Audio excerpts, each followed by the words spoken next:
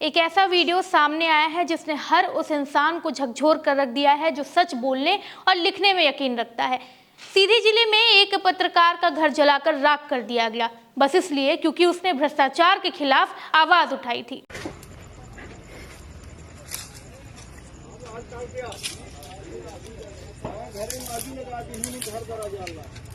पूरे घर में आग लगा दिए हैं और यहाँ पर जो फायर ब्रिगेड की मशीन है, मैंने उसके पास कॉल करा था और नगर पालिका की फायर ब्रिगेड खराब हो रखी है, पूरी तरीके से खराब हो रखी है, चलने की हालत में नहीं है और ये आज ही होना था।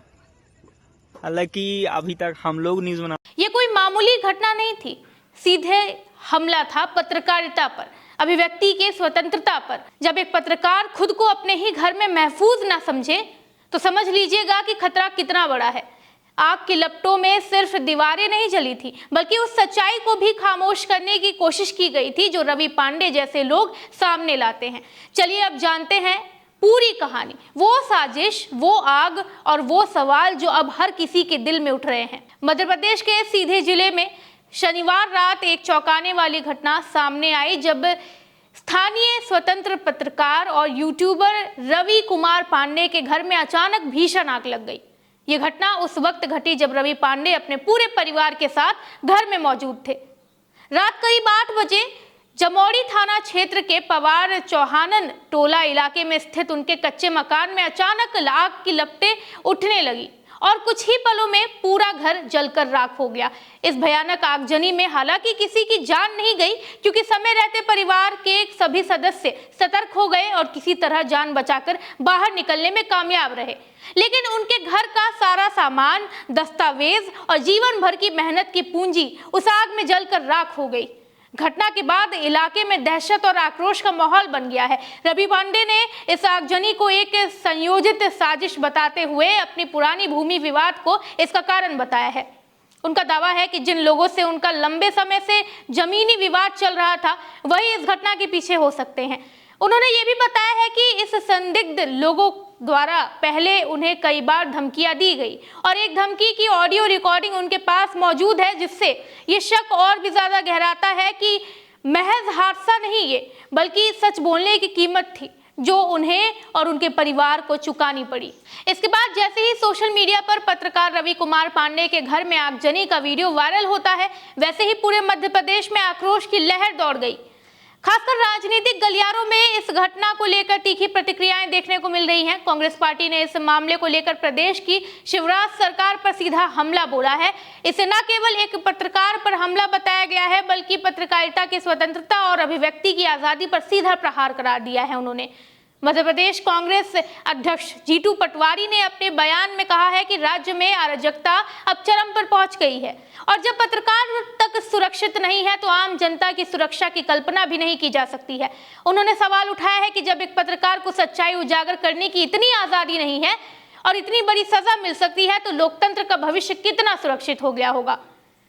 वहीं विधानसभा में नेता प्रतिपक्ष उमंग सिंघार ने इस घटना को निष्पक्ष पत्रकारिता के खिलाफ कार्रवाई बताया है और कहा है कि रवि पांडे को सिर्फ इसलिए निशाना बनाया गया क्योंकि उन्होंने भ्रष्टाचार के खिलाफ आवाज उठाई। इसके अलावा मध्य प्रदेश के पूर्व मुख्यमंत्री कमलनाथ ने भी इस घटना की कड़ी निंदा करते हुए सोशल मीडिया पर पोस्ट किया है कि ये सिर्फ एक घर को जलाए जाने की घटना नहीं है, बल्कि ये लोकतंत्र के चौथे स्तंभ पर हमला है और इससे ये साफ होता है कि अब सच बोलना और लिखना भी अपराध माना जा रहा है।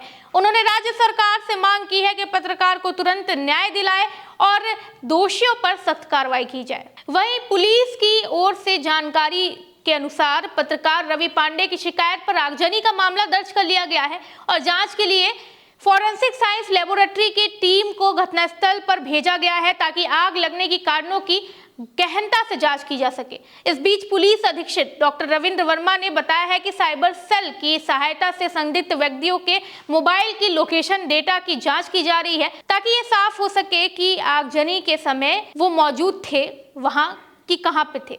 हालांकि पुलिस की जांच को लेकर कुछ सवाल भी उठने लगे हैं, क्योंकि रवि पांडे के खिलाफ भी पहले संबंधित पक्ष द्वारा एक मामला दर्ज कराया गया था, जिससे निष्पक्षता पर संदेह जताया जा रहा है।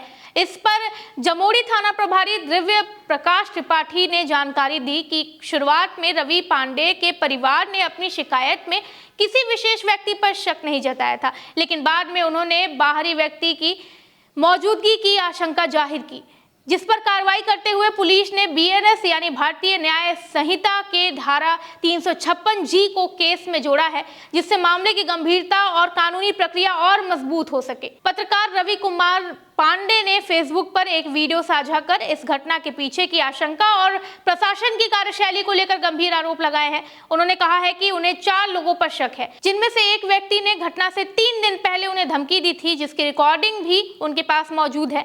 रवि का मानना है कि ये आगजनी कोई साधारण दुर्घटना नहीं, बल्कि उन्हें डराने और चुप कराने की एक कोशिश थी, क्योंकि वो लगातार अपने क्षेत्र में भ्रष्टाचार, पंचायत स्तर पर हो रही अनियमितताओं और खास तौर पर पानी की टैंकर घोटाले जैसे मामलों पर खुल के बोल रहे थे, खुलासा कर रहे थे। उन्होंने ये भी आरोप लगाया कि जब उन्होंने एफआईआर दर्ज करानी चाहिए, जिन लोगों पर उन्हें संदेह था उनका नाम लिखवाने की कोशिश की, तो पुलिस ने उनका सहयोग नहीं किया, बल्कि उन्हें यह कहकर समझाया गया कि अगर आप नाम दर्ज कराते हैं तो आपको किसी तरह का मुआवजा नहीं मिलेगा। इस रवैये को लेकर उन्होंने पुलिस पर पक्षपात और मामले को दबाने की कोशिश का भी आरोप लगाया है, जिससे पूरे मामले की निष्पक्ष जांच पर सवाल उठने लगे हैं।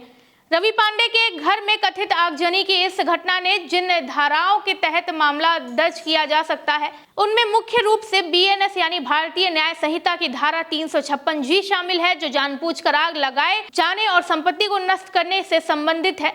इसके अलावा अगर ये साबित होता है कि उन्हें पहले से धमकियां दी गई थी और इस हमले के पीछे किसी तरह की साजिश है, तो धारा 309 आपराधिक धमकी, धारा 120G षड्यंत्र और धारा 307 हत्या का प्रयास भी जोड़ा जा सकता है। अगर इस घटना के कारण सामाजिक शांति भंग हुई है तो धारा 153 के तहत भी मामला दर्ज हो सकता है। साथ ही अगर ये हमला एक पत्रकार की निष्पक्ष रिपोर्टिंग को दबाने की मंशा से किया गया है तो ये अभिव्यक्ति की स्वतंत्रता पर हमला माना जाएगा और अतिरिक्त संवैधानिक प्रावधान भी लागू हो सकते हैं। सीधे जिले में पत्रकार रवि पांडे के घर में हुई आगजनी की घटना ने पूरे प्रदेश को झकझोर कर रख दिया है और एक बार फिर से ये सवाल उठाने लगे हैं लोग कि क्या मध्य प्रदेश में पत्रकार सुरक्षित नहीं है। कांग्रेस ने इस मामले को लेकर भाजपा सरकार पर जमकर निशाना साधा है और आरोप लगाया है कि जो भी पत्रकार सच्चाई उजागर करने की कोशिश करता है उसे डराने धमकाने की कोशिश की जाती है। रवि पांडे के मामले में भी कुछ ऐसा ही दिखाई दे रहा है, जहां भ्रष्टाचार के खिलाफ आवाज उठाने की कीमत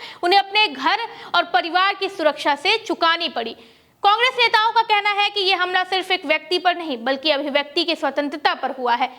पर सवाल यह है कि क्या राज्य सरकार इस मामले को गंभीरता से लेकर निष्पक्ष जांच करेगी या फिर ये भी बाकी मामलों की तरह कुछ दिनों की सुर्खियों के बाद ठंडे बस्ते में चले जाएंगे। आप इस बारे में क्या सोचते हैं? अपनी प्रतिक्रिया कमेंट सेक्शन में जरूर दें। वीडियो को लाइक करें, चैनल को सब्सक्राइब करें। मैं हूं कृति, धन्यवाद।